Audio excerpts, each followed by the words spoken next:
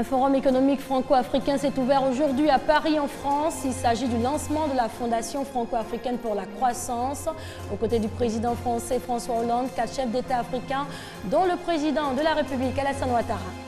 Lutte contre les mutilations génitales, la journée mondiale est célébrée aujourd'hui. En Côte d'Ivoire, on estime à 38% le nombre de femmes excisées entre 2011 et 2012.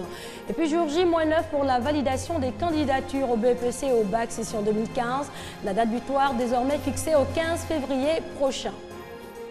Bienvenue à tous et merci de vous informer sur RTI2. Tout d'abord en images, Paris accueille un forum économique franco-africain. Il s'agit d'une rencontre en vue du lancement de la Fondation franco-africaine pour la croissance.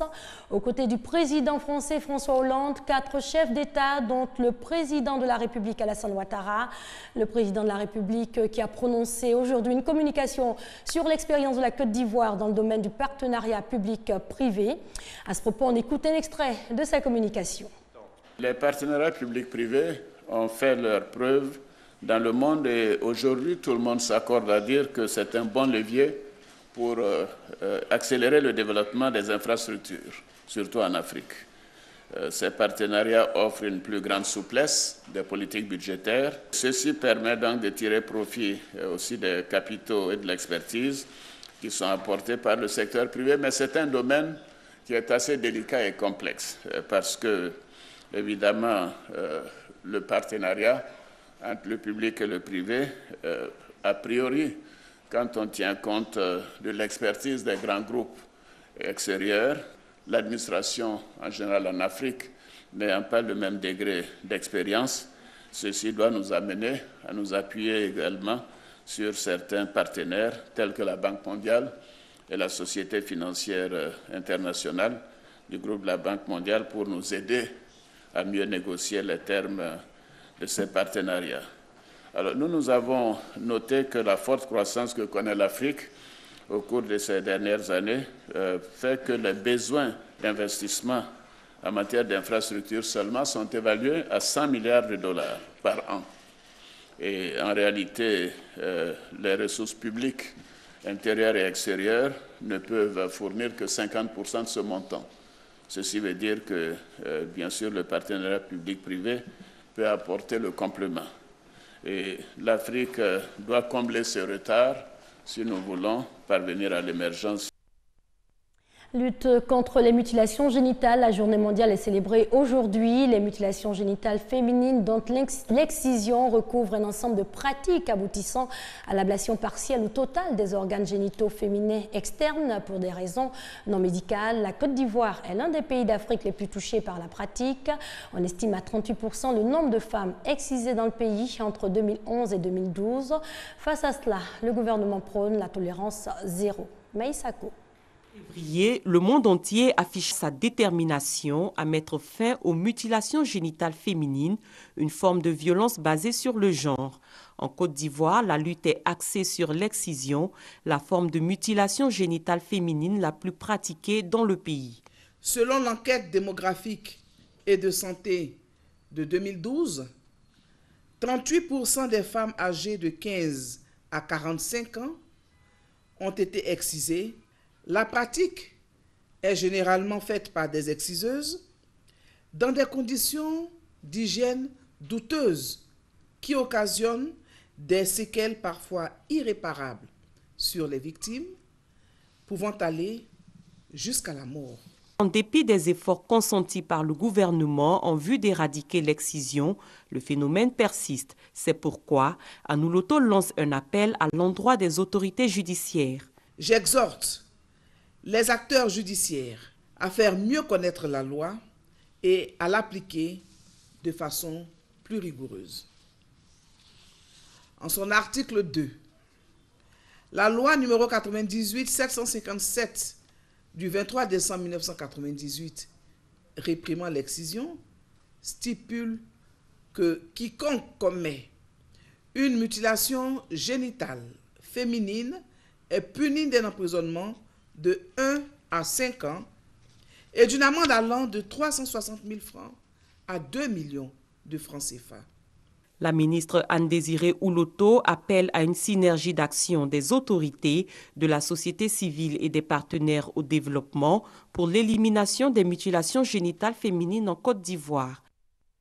Mutilation génitale, plus de 130 millions de femmes touchées dans le monde. La sensibilisation, un moyen pour changer les mentalités. La rédaction s'intéresse ce soir à un homme engagé dans la lutte contre ce fléau. Il s'agit de l'imam Cissé Djigiba. Ami Koulibaly. L'imam Cissé Djigiba, un nom qui rime avec lutte contre les mutilations génitales féminines. L'homme a déclaré la guerre à ce fléau depuis 1996. Et c'est en 2001 qu'il a créé une ONG, la Fondation Djigui La Grande Espérance, pour continuer la lutte. Il y a beaucoup de nos filles qui meurent pendant l'exercice de mutilation génitale féminine, sans compter les conséquences médicales des situations qui m'ont amené à structurer la sensibilisation. Comme tous les matins, l'homme fait le tour des bureaux de la Fondation. Objectif, s'assurer que tous ses collaborateurs sont là et à l'œuvre. Par ailleurs, l'imam Cissé Djigiba sillonne avec ses collaborateurs plusieurs régions de la Côte d'Ivoire en vue de sensibiliser la population. Parmi les enfants que nous avons sensibilisés dans les écoles et dans les groupes organisés dans les quartiers, lorsque ça doit se faire, ces personnes-là nous appellent. Ou bien des gens qui se préparent pour aller dans un tel village à l'ouest, ce qui s'est passé dernièrement. Et alors, nous avons informé les autorités. Nous allons nous assurer, par les personnes que nous avons envoyées, que l'information est exacte. Le village où ils partaient étant identifié, alors le ministère a pris des dispositions. L'imam Cissé Djigiba a plusieurs cordes à son arc. Les grossesses en milieu scolaire, les violences faites aux filles, autant de mots contre lesquels il va en guerre. En outre, le président de l'ONG Fondation Djigui La Grande Espérance est le directeur général de la radio Al-Bayan et imam de la grande mosquée du Plateau. L'imam Cissé Djigiba est marié et père de 5 enfants, dont 5 filles. Jour J-9 pour la validation des candidatures au BEPC et au bac session 2015. Dans moins de 10 jours donc, toute personne dont la candidature n'aura pas été validée par son établissement ne composera pas ces différents examens. Les précisions du directeur des examens et concours dans ce reportage de Konaté Moussa. Le délai de validation des candidatures pour les examens du BEPC et du baccalauréat est fixé au 15 février 2015. L'annonce a été faite par la direction des examens et concours DECO. Une date butoir arrêtée après plusieurs reports. Le processus a normalement commencé le 13 octobre pour ne prendre fin légalement le 12 décembre. De 12 décembre 2014 à fin décembre 2014, par la suite à fin janvier 2015. Ces dates d'inscription ont été repoussées ainsi. Un courrier urgent est parti vers les DREN pour leur dire que la date de validation des inscriptions est fixée au 15 février 2015. Selon la DECO, le respect de ces délais permettra de mieux planifier l'organisation des examens. Parce qu'il y a un processus. Les inscriptions, c'est uniquement pour la DECO rassembler tout un ensemble de chiffres de candidats dont nous allons gérer pendant le déroulement des examens.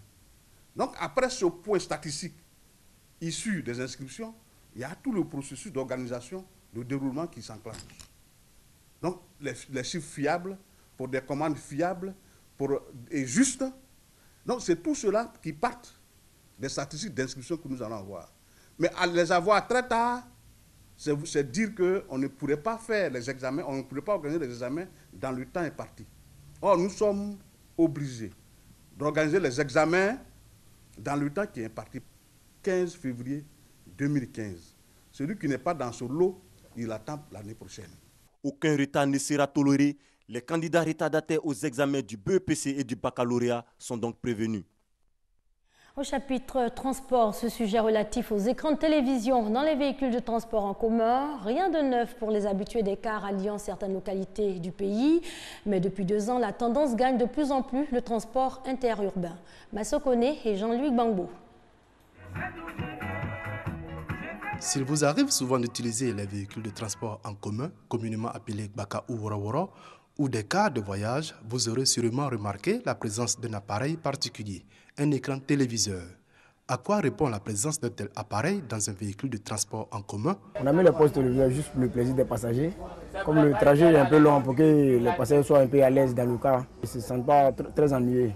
Ça plaît beaucoup aux clients, les clients sont très satisfaits. C'est pour tirer les clients, quoi. Tu vois, quand on est garé là, il n'y a pas beaucoup de clients. Bon, si les clients sont pressés, il n'y a pas écran de sang. Donc nous, on met pour qu'ils se distraient. Une innovation du goût des passagers qui s'en réjouissent. Je pense que les écrans dans les véhicules, ça permet aux clients de se distraire. Nous sommes très satisfaits. Lorsque vous êtes dans un véhicule où il n'y a pas d'écran, vous vous ennuyez, vous vous réveillez, vous dormez, c'est pas bien. Alors que l'écran, ça vous fait oublier la distance. Très sincèrement, c'est très bon. Ces véhicules de transport urbain représentent environ 65% du parc des véhicules de transport à Abidjan. Ils transportent plus de 2 600 000 personnes par jour. Autre chose à présent, des recherches pour valoriser la noix de cajou. Plusieurs travaux déjà menés afin de trouver de nouvelles variétés à haut rendement. L'heure est à la restitution des travaux et les chercheurs issus de 5 pays membres du Conseil ouest africain ont décidé, eux, de faire une restitution commune, histoire d'harmoniser les résultats de leurs recherches. Charles Tatou. La transformation locale de la noix de cajou ne représente que 10% de la production annuelle.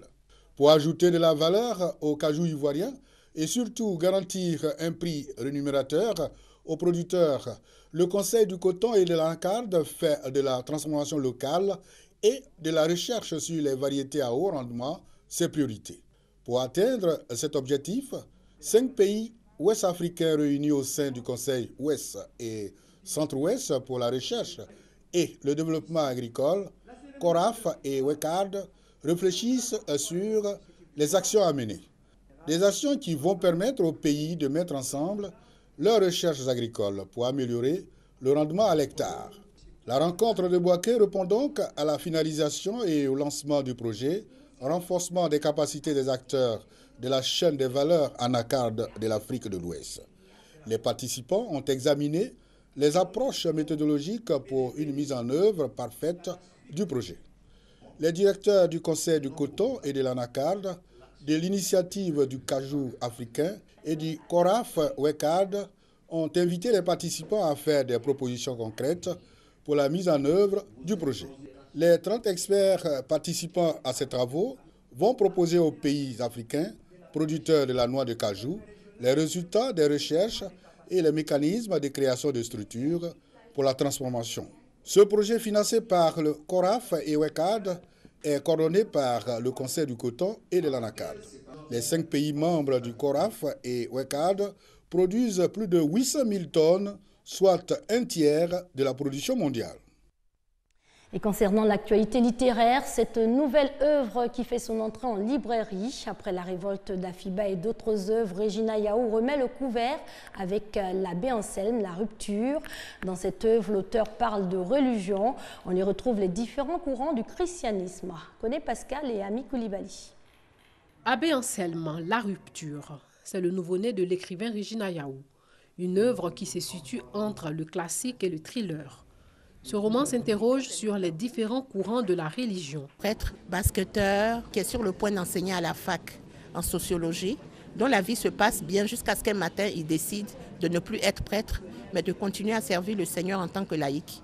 Il y a des oppositions et puis un jour, il est victime d'un attentat dans la rue. On ne peut pas obliger quelqu'un à servir Dieu. Et si la personne veut servir Dieu d'une certaine manière, on doit laisser cette personne aller jusqu'au bout. Je voulais profiter de l'occasion aussi pour évoquer certains problèmes de notre vie de chrétien surtout. Nous sommes trop confortables dans notre vie de chrétien. Oui, moi je vais à telle église, moi je fais ça, donc moi mon salut est assuré. Mais ce n'est pas vrai. Ceux qui lisent verront de quoi je parle. Cette œuvre de 198 pages a été présentée cette semaine aux lecteurs. Regina Yaou a écrit plusieurs romans, La révolte d'Afiba, L'indésirable ou encore Les Oumaris. Regina Yaou écrit depuis plus de 35 ans maintenant. Football Cannes 2015, en bref, Ghana Côte d'Ivoire, c'est l'affiche de la finale de la 30e Coupe d'Afrique des Nations de football et se jouera dimanche. Mais avant demain samedi, la petite finale qui déterminera le 3e du tournoi.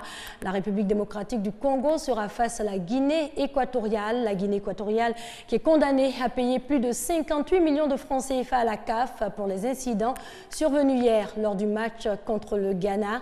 Et on prend le plaisir à le rappeler, Ghana Côte d'Ivoire, c'est l'affiche de la finale de la 30e Coupe d'Afrique des Nations de football. Avant la finale, l'association des footballeurs ivoiriens en images a récompensé quelques professionnels du football. Voilà, c'est ici que l'on s'arrête pour ce soir. Excellente soirée sur les antennes de la RTI, la marque du service public.